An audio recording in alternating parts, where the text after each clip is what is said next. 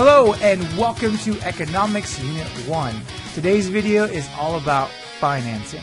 Financing is really just another name for getting a loan. Simple as that. So when you hear about zero down financing or do you need some financing for this purchase, they're asking you, do you need a loan?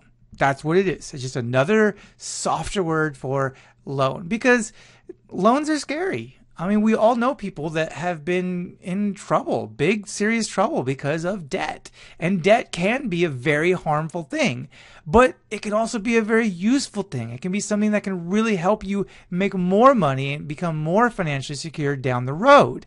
But to know the difference between good debt and bad debt, you have to understand a lot more about what is debt.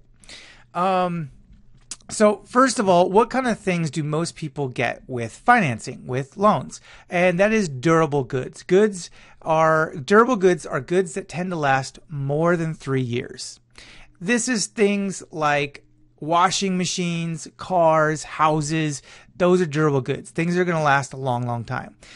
Getting a loan or financing to pay for your cable bill, that's probably not a good idea. There are people who do it. It's a bad idea because getting a loan isn't just like asking your brother for $20 and you pay him back later. No, it's going to cost you more than that if you get a loan from a financial institution. And the reason why it's going to cost you more is because of something called annual percentage rate, APR. Another word for this, and this is the word you'll hear often, is interest. Okay, when you get a loan out, it's not free. People just don't loan. Maybe your brother might give you some money. Your mom might give you some money that you just pay back and that's all there is to it. But a bank will never do that. And no company will do that. They only lend you money because it's going to be profitable for them. And there's nothing wrong with that. They don't know you. So the only way they can trust you by giving you, a loan is if you're going to pay them back a little bit extra. And that's what interest rates are. That is the cost of credit expressed as a percentage. Again, also known as interest. And that's how banks make money off of loans.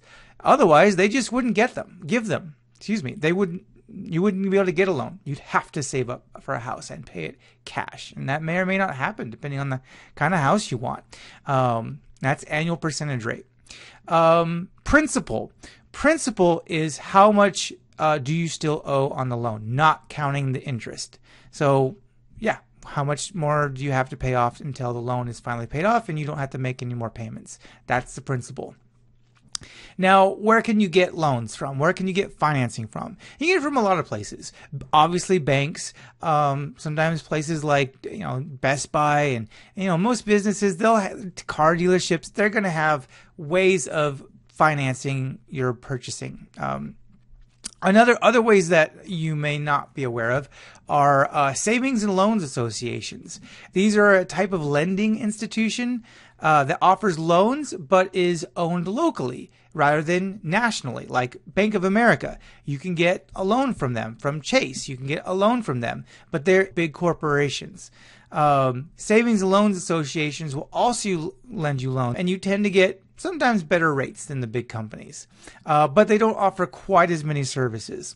And there's also credit unions. Credit unions are lending institutions in which the members of the credit union often have influence on how that credit union operates. And they often have lower APRs on loans. So unlike a corporation like Bank of America, like Chase, where you will never ever have even the slightest bit of input in how they do things, you might have an opportunity to have some voice in a credit union. Now, the downside is the credit union's not going to be as convenient. If you go to a credit union like Arrowhead or Fontana Federal here in Fontana, and then you go to New York, there may not be an Arrowhead over there. So if you try to take cash out of an ATM from Bank of America, they're going to charge you a fee. So that's kind of inconvenient. But it tends to be they're more interested in the welfare of the people that are investing in them, and they can give you lower interest rates. So they offer you a lot of benefits to try to make up for the fact that, unlike, say, Bank of America and Chase, they don't have ATMs on every other corner in every single city in the entire country and sometimes outside the country. And that's about it. This is a topic we're going to come back to in later units. I mean, this is just such a deep issue, and there's so much more to understand. But I think this is enough to get you familiar with the basic vocabulary of debt and financing. Thank you. And if you have any questions, let me know in class.